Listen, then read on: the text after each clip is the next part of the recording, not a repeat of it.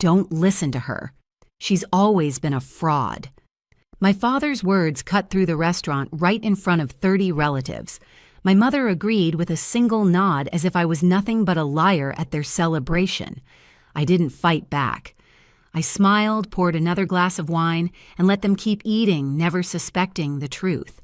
Because every chair, every plate, every toast that night belonged to me.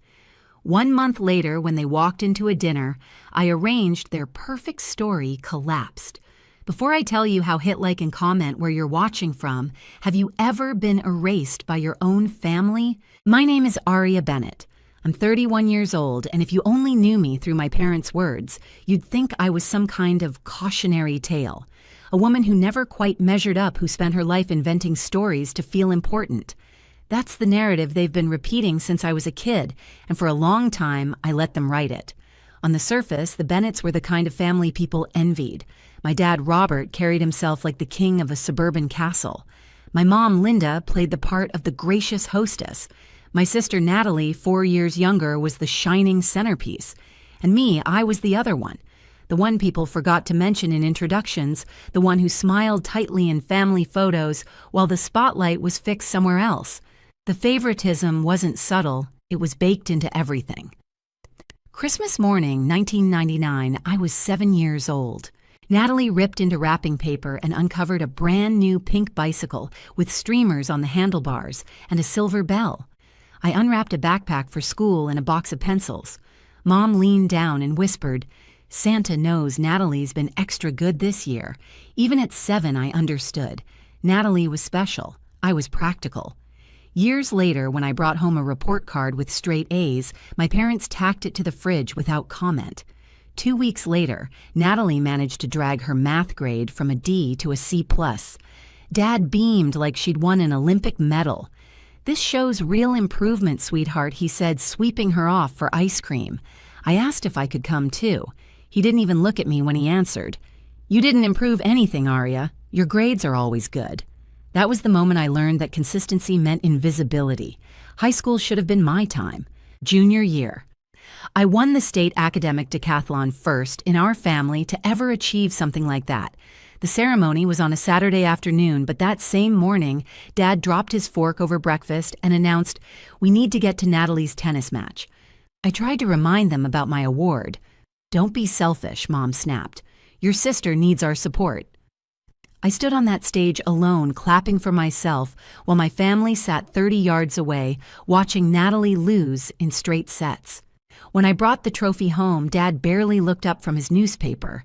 "That's nice, sweetie. Can you start dinner? Your mom's tired from the match."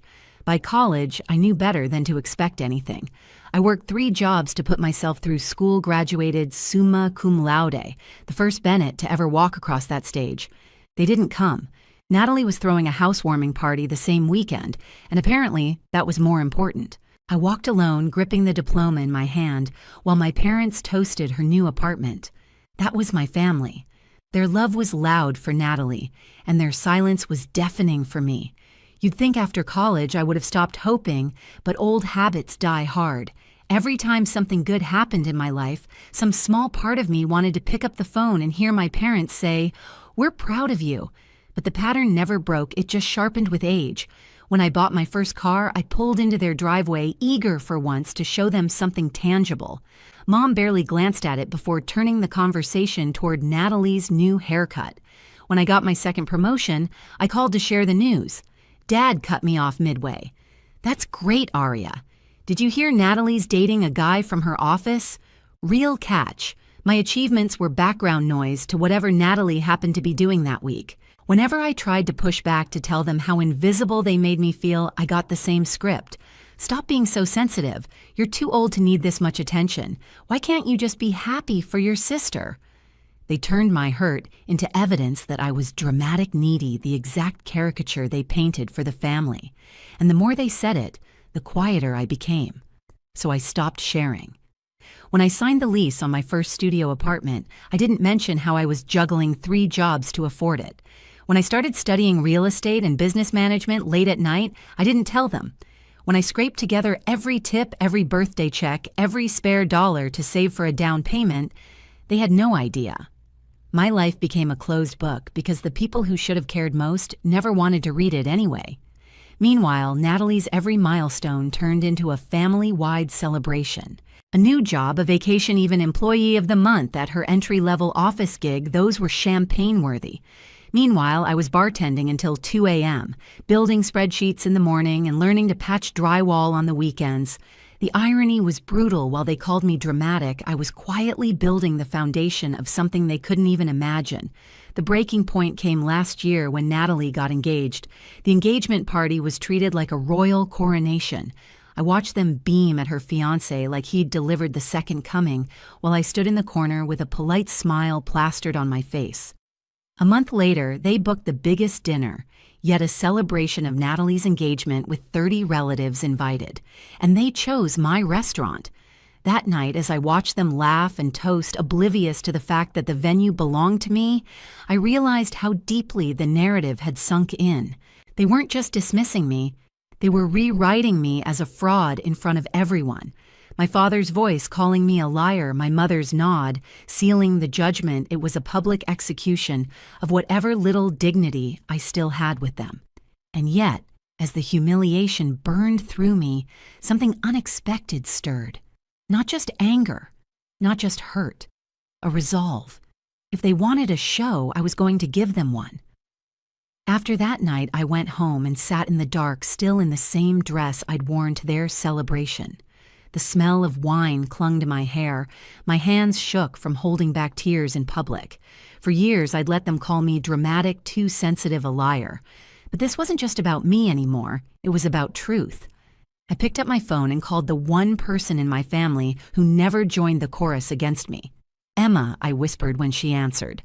Her voice snapped like fire through the receiver. I saw what they did. It was disgusting. "It wasn't anything new," I said, trying to sound steady. "That's the problem. They've been doing this your whole life, and tonight everyone saw it." There was silence between us, heavy but different, like an understanding had finally crystallized. I didn't have to explain the years of favoritism. Emma had witnessed it. She'd seen every Christmas, every report card, every time I got brushed aside. For once, someone else was angry on my behalf. I took a breath. "Emma, I need to tell you something. Something they don't know. What is it? I own that restaurant, the whole building, everything they were celebrating in tonight, it's mine." The line went quiet. Then came her laugh, not cruel, but sharp with satisfaction. "You're serious? 3 years now," I said. "They've been eating at my tables, drinking my wine, humiliating me in my own house." Emma's tone shifted to steel. "So, what's the plan?" I looked around my apartment. Bare walls still hung with cheap frames, the space where I'd eaten countless peanut butter sandwiches just to save money. The plan had already begun forming in my head during dessert at the party. "I'm going to show them," I said, not by screaming, not by fighting, by making them sit down and face the truth they've been denying. Emma didn't hesitate. "Then I'll be there. I won't let them twist it around on you." The next morning, I walked into my restaurant, not as an owner hidden behind the curtain, but as a woman plotting her reveal. I asked James, my manager, to prepare documents, deeds, licenses, proof. He didn't even blink. His loyalty was steady, almost protective. Over the next 3 weeks, I arranged the dinner. Fresh flowers, candles, personalized menus embossed in gold. I wanted no room for doubt, no corner for them to claim it was just another illusion of mine. When the night came, they would sit in my house again. But this time, I wouldn't be invisible. This time, their story would collapse, and mine would rise. The night of the dinner arrived with the kind of crisp chill that carries whispers of winter. My restaurant glowed like a beacon on the corner, gold light spilling through the tall glass windows, the hum of jazz floating just beneath the sound of the city. I stood by the entrance, steadying my breath as one car after another pulled up. Natalie was the first to walk in her diamond ring, catching the light like she wanted everyone to notice. My parents followed close behind Robert with his stiff shoulders, Linda with her rehearsed smile.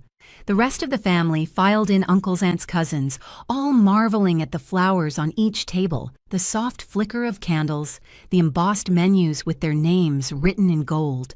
"Wow, Aria." Aunt Carol said, her eyes darting around. "How on earth did you manage this?" I smiled. I have my ways.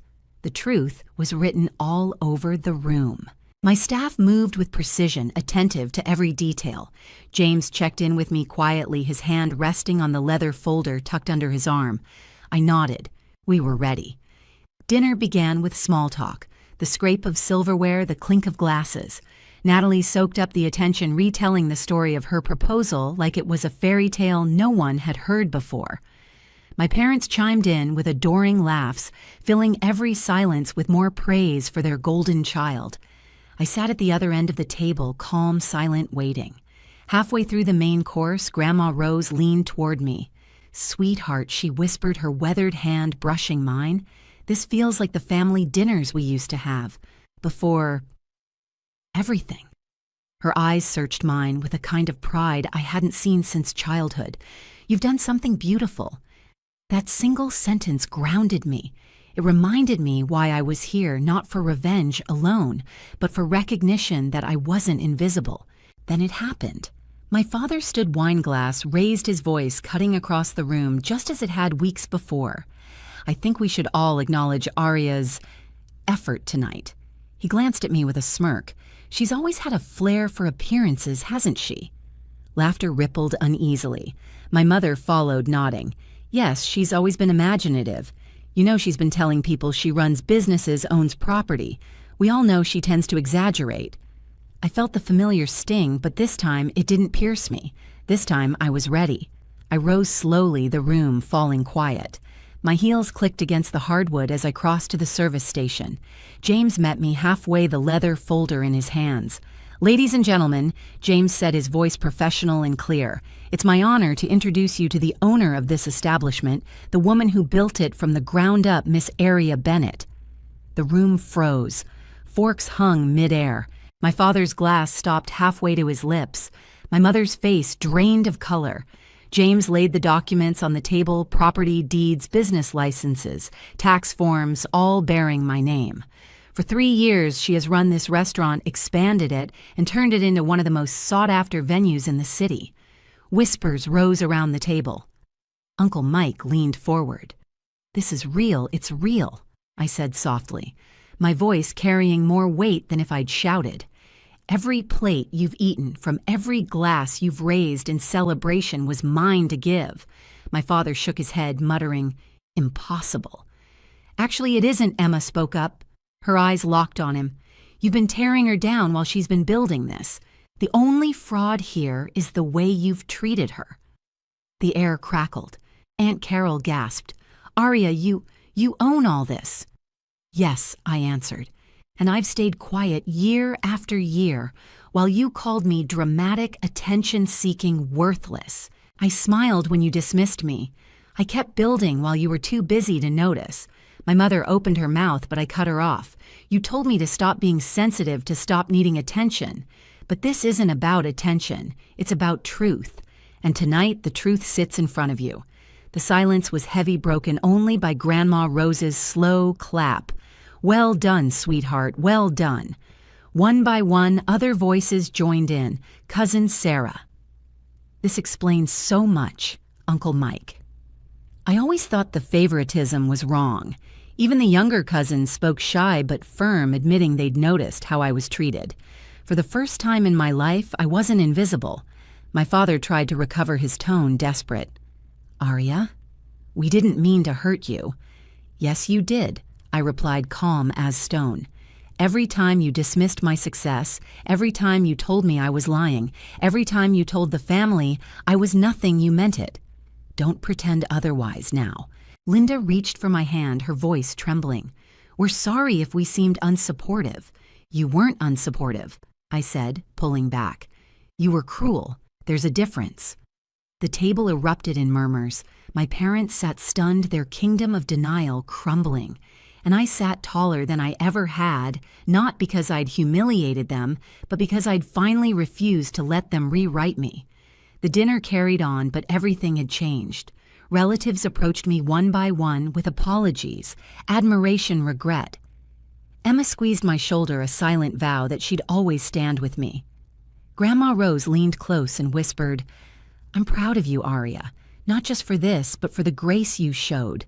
For the first time, I wasn't the forgotten daughter. I was the woman who built her own table and made the family sit at it." By the time dessert arrived, the balance in the room had shifted completely.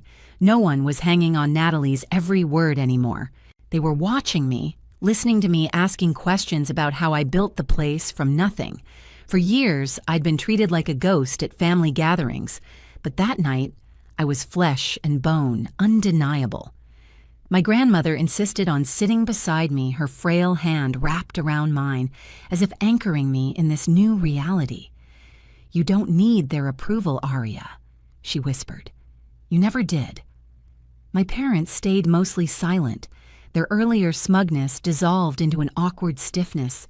They tried to offer one last apology as people were leaving, but it came out thin, rehearsed, like they were more concerned about how they looked than about what they'd done. I didn't argue. I didn't forgive. I just let their words hang in the air, meaningless now that the truth was out. Later, when the room emptied and candles burned low, I walked slowly through the space I had created. My space. For the first time, I felt free of the invisible leash they'd tied around me my whole life. The revenge hadn't been loud or messy. It had been simple, undeniable, final. Sometimes the best revenge isn't shouting or fighting. It's succeeding without their permission. I didn't build this restaurant to prove anything to Robert or Linda Bennett. I built it because I believed in myself when no one else would. That night, the family saw me for who I really am, not the forgotten daughter, not the liar they painted me to be, but the woman who built her own empire. If you've ever been underestimated by the people who should have supported you, you're not alone. Share your story in the comments and hit subscribe so you don't miss the next one.